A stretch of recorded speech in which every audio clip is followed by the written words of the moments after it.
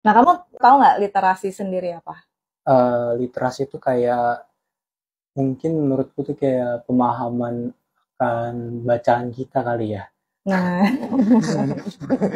Menurutnya kayak ya gitu. kan kamu kalau riset untuk ngumpulin materi untuk Betul. bahan nge-host gitu kan. Nah, Iya. itu kan sama aja dengan literasi. Jadi Oh, kamu oke. cari-cari gitu kan, apa sih yang lagi kekinian yang mungkin apa audiensnya akan seneng gitu dengernya gitu. Nah, kan kamu kan melakukan berbagai riset. Iya Risetnya betul. bukan hanya cari bahan materi, bukan? Iya betul. Ya, Ya tapi ya. cari topik apa, isi materinya, terus audiensnya sukanya apa. Iya. Kalau kamu nggak bisa egois kan, kamu Betul. milih topik yang kamu seneng, tapi Audiens gak susah, nggak audiens suka. nggak Iya suka. benar.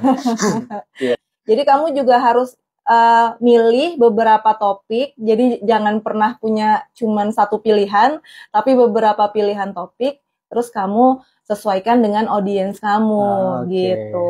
Nah, habis itu aja soal literasi pengumpulan materi.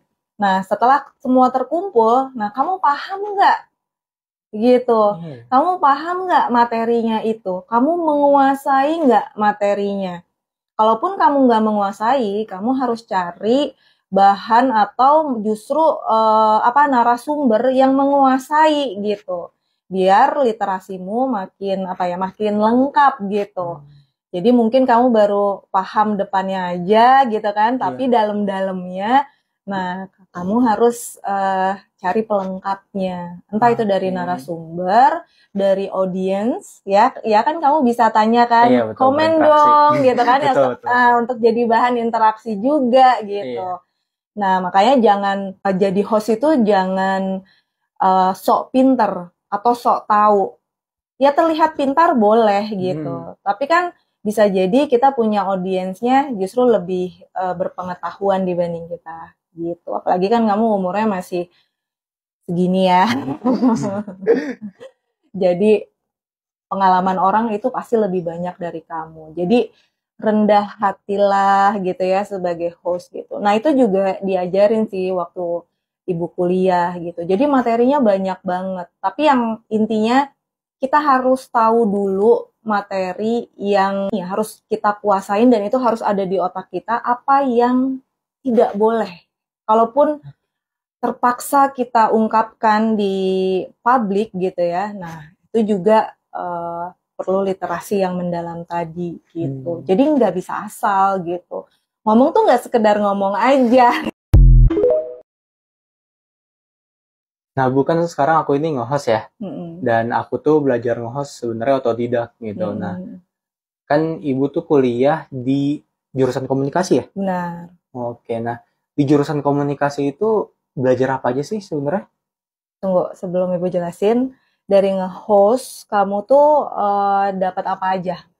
Kalau aku sih kalau sebagai host ya itu jadinya tahu berbagai macam teknik menyampaikan juga ya kepada para audiens, Mm-mm. kepada para pendengar, dan juga ketika aku menulis materi pun itu jadi lebih tahu dan lebih paham bagaimana cara menulis materi tersebut. Jadi nanti materi tersebut dapat disampaikan dengan mudah kepada para pendengar gitu. Belajarnya dari mana?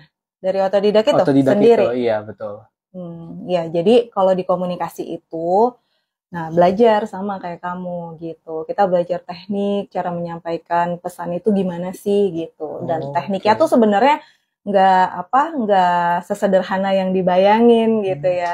Bukan hanya sekedar bicara gitu. Nah, Ibu tuh di kampus dulu belajarnya selama hampir 4 tahun gitu ya. Hmm. Yang paling utama itu kita tuh selalu diajarin, ini yang paling utama ya kalau di komunikasi.